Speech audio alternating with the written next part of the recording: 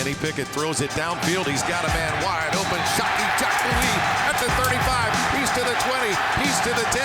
He'll go. Hello and welcome to Pitt Beyond the Script alongside Pat Bostick. I'm Rob King. Pat, great to have you here.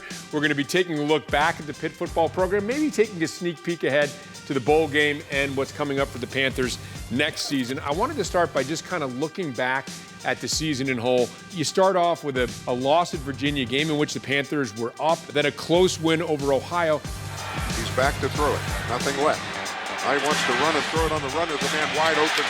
Catch at the 47. Maurice French on his way at the 40, the 35, the 30, the 25, the 15, 10. Touchdown, Panthers!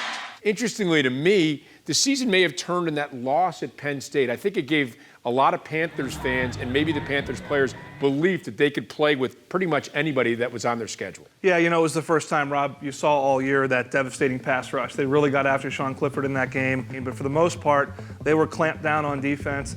And you saw the passing game really come to life. And that was what Mark Whipple promised coming here as offensive coordinator, was a new revived passing game.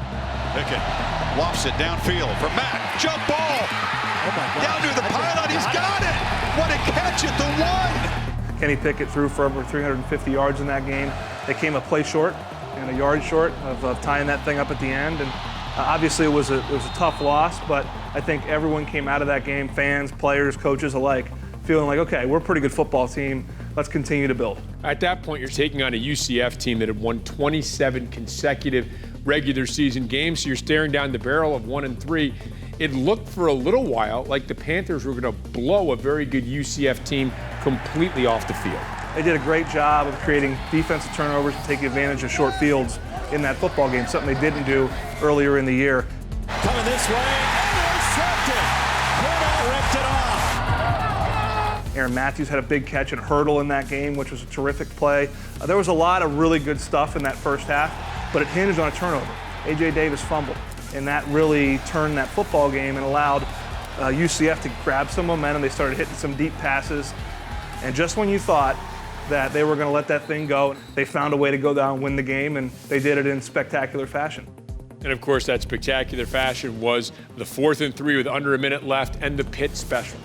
On a 4th down and 3, Davis, Matthews, got it!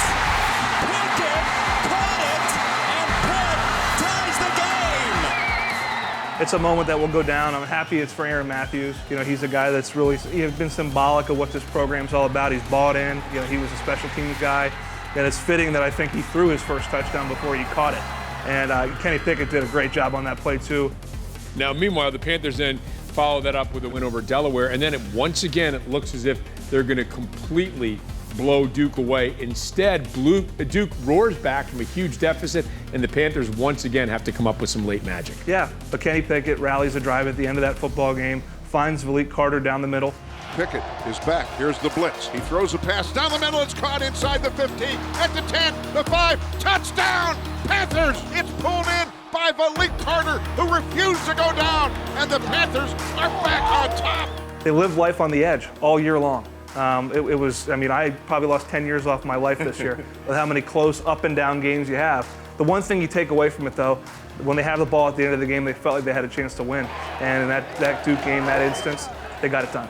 And again, just to finish up, the Panthers lose the last 2 games of the season. If you have a chance to win 9, you wind up winning 7. And particularly against Boston College, some of the issues you talked about cropped up again, and it's something Pat Narduzzi says with the penalties they've got to address and figure out a way to change heading into the 2020 season. You look at this year, I think it's a year of progress on defense in terms of all the guys making plays. The pass rush finished 2nd in the country, tied with 49 sacks. Fakes the handoff. He's under pressure. He's sacked. That is Bill Campbell on a corner blitz. Big number 97 with his 8th sack of the year. The number of the pressures you created, how good they've been on the back end, save a couple plays here and there. But what's keeping you away from where you want to go is protecting that football. And if you read every story, every game within the season, you look at it, you're going to think it's a repeat. Rinse and repeat. It's the same thing. over and over again. Good teams, veteran-led teams that Pitt will be next year, need to apply those lessons and take the next step. I think they have every opportunity to do that. One of the great things that did happen for the Panthers this year, as Pat alluded to, the emergence of so many talented young players. We're going to be talking about that with Pat a little bit later on in the show in Pitt Beyond the Script. Harris wants to throw. Picked off by Pitt. Ford into the end zone. Touchdown. Counter Pitt, we still coming. Wait.